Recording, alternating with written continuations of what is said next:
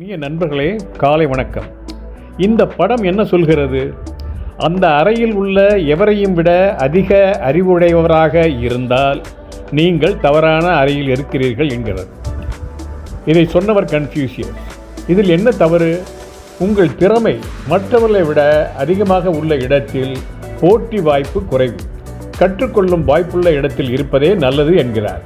திறன் மற்றும் அறிவை உயர்த்துவதற்கான சவால்களை ஏற்கும் சூழல் உங்கள் முன்னேற்றத்திற்கு எப்போதுமே துணை புரியும். தொடர்ந்து புதுமை கற்றுக்கொள்ளும் சூழலில் இருக்க வேண்டும் என்கிறார். இப்படித்தான் நாம் இருக்கும் இடத்தை வைத்துக்கொண்டுதான் நம்முடைய அறிவு வளரும்.